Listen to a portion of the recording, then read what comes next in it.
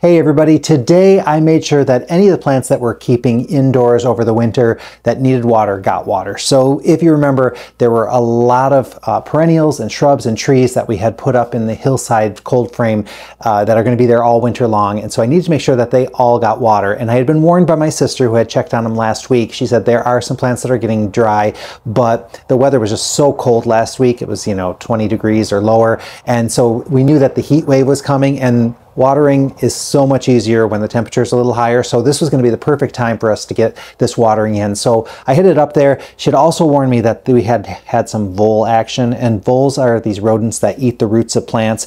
They can do tons of damage. It can be really expensive with what they do. They can decimate a whole greenhouse if they're spend the whole winter there. So I had to check on that. So I was a little not looking forward to getting in there. But once I got in, I forgot how nice it is to be around plants, because there's still some plants that are still green in there. It was just really, really nice to be in there. So let's take a look inside. Let me get the fence down here.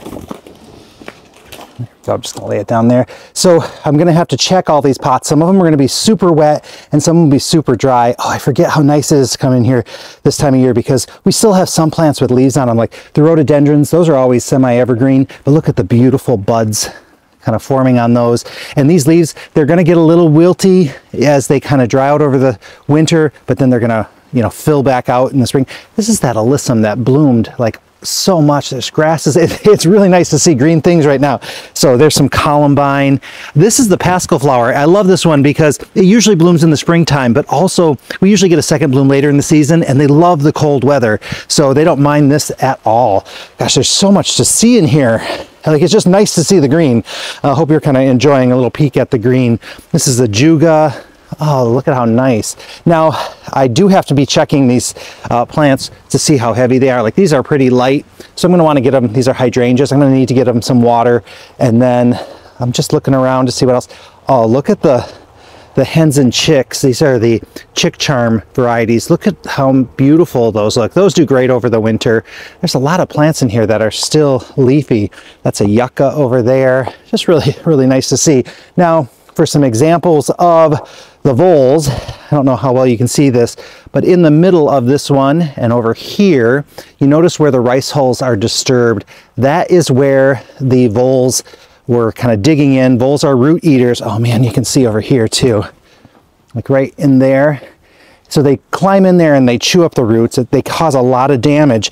Now, normally we put poison down as a last resort. So what ends up happening is if the voles get in here, then they will eat the poison. And normally most years they never get in here, so we don't have that problem.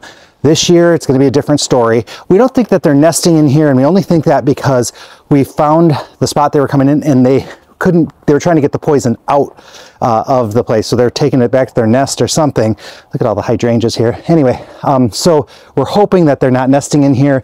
The poison is disappearing, although the new poison that we put down is still here. So it looks like we're still in pretty good shape. Look at the Harry Lauder walking stick. Sorry, I'm getting distracted. So now what I need to do is I need to go through and check as many of these pots as possible. Like, these are really heavy still, so I don't have to worry, but I'm gonna have to check some farther in just to make sure that none of these dry out on us. So it's a bit of a job, but it's a nice day out today, so it's gonna be pretty comfortable.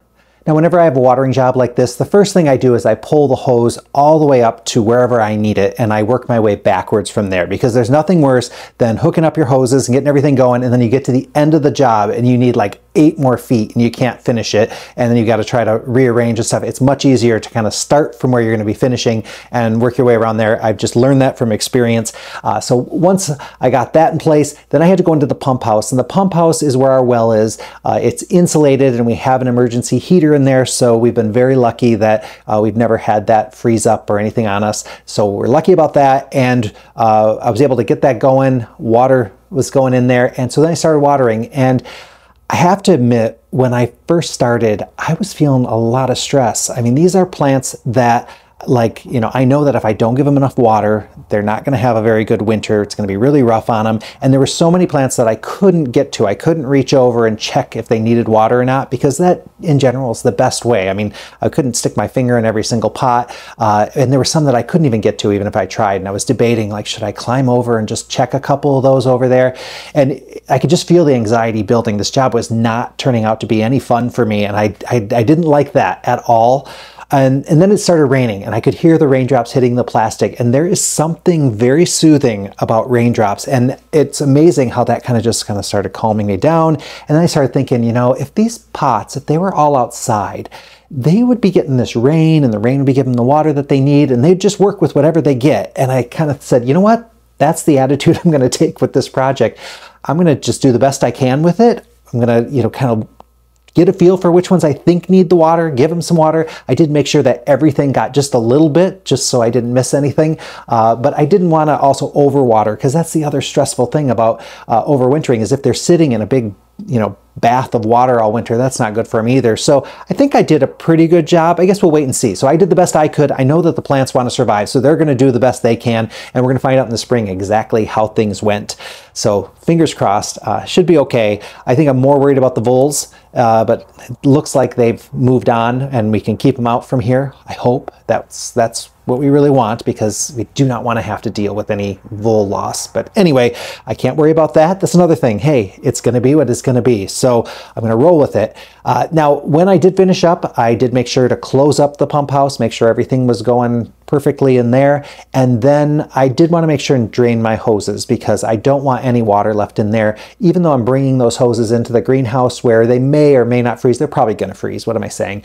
So I wanted to make sure and get the water out. So I just open up the ends and I just let the, you know, lift them up over my head. And that is a great workout. So let me tell you, if you want to get like super good action, that's a really, really good way to do it. So got all the water out. I did have two hoses together. It's important that you separate them, because that long run of hose, it's a little bit harder to get it out that way. So recommend that. Before I had put the hoses away though, I did have a couple of pots with perennials in them that we were just kind of tucked behind the pump house, because that's kind of a protected area. It's not real windy right there, and the snow gets on them and all that kind of stuff. So I wanted to check on those, and I kind of knew when we have pots outside, we get enough snow and rain here that we generally never have to do any supplemental watering with those. But I did want to check them, and they were all very heavy, so there was no problem with those at all. But if I was in a drier climate, I definitely would. Or if I had them in a spot that was really windy, or maybe got a little bit more sun, I'd want to check them a little bit more thoroughly. But we kind of have a spot that we kind of know is going to be good.